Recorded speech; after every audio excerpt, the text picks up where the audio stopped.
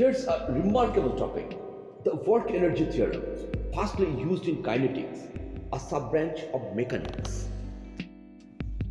When several forces, some constant and the rest variable, act on a single body, it is a daunting task to find the total work done on the object by just summing up the integrals of the individual force with respect to the object's displacement bounded by the displacement limits.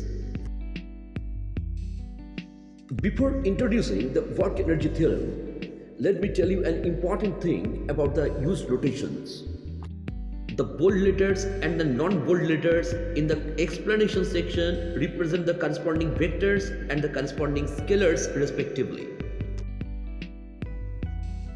For example, the bold capitalized F represents the force vector, whereas the non-bold capitalized F represents the magnitude of the force vector. The non-bold small m has been used to represent the mass. Now let me introduce the work-energy theorem. According to the work-energy theorem, the total work done on an object is equal to the change in its kinetic energy. Symbolically, we write non-bold W is equal to delta non-bold K, where W is the net work done on the object and delta K is the change in its kinetic energy. Let's go through the following explanation to verify the work-energy theorem. The bold capitalized F is the instantaneous force acting on an object of mass m. The infinitesimal displacement of the object is equal to the unit tangent times the magnitude of the small displacement. The bold capitalized T is a unit tangent, a unit vector in the direction of the tangent drawn to the curve traced by the object at its instantaneous position. The bold capitalized N is a unit normal, a unit vector in the direction of the normal drawn to the curve traced by the object at its instantaneous position. The non-bold small v is the instantaneous speed of the object. V dot represents the rate of change in the speed.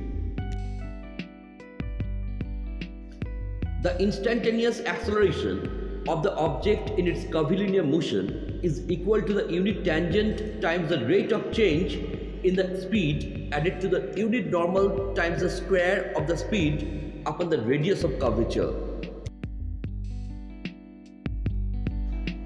The instantaneous kinetic energy of the object is equal to half the mass times the square of the speed.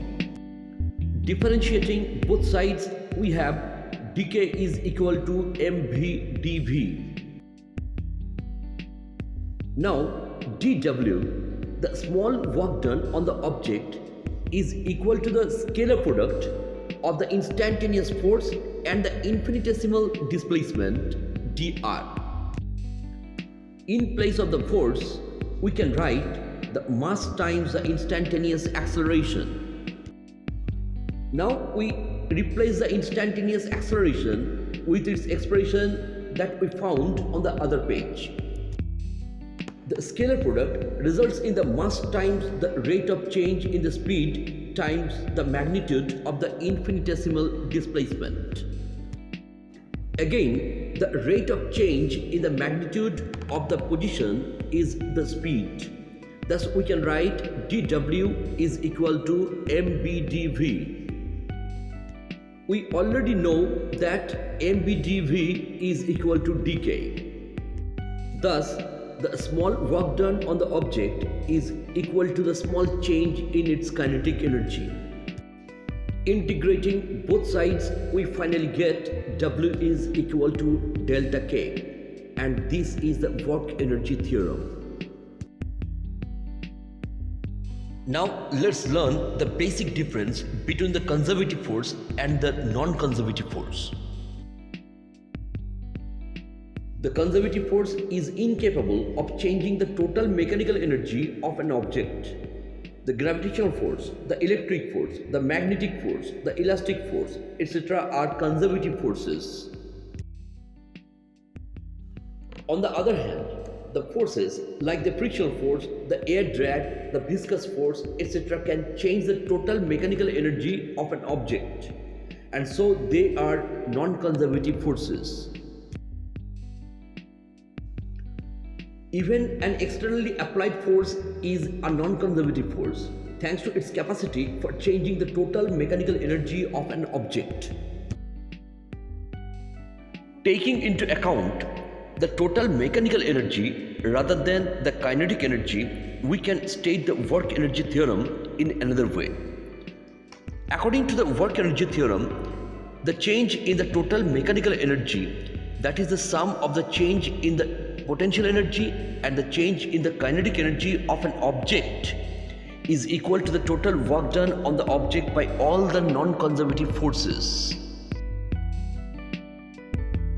Mathematically, we write delta U plus delta K is equal to WNC, where delta U is the change in the object's potential energy, delta K is the change in its kinetic energy, and WNC is the net work done on the object by all the non-conservative forces.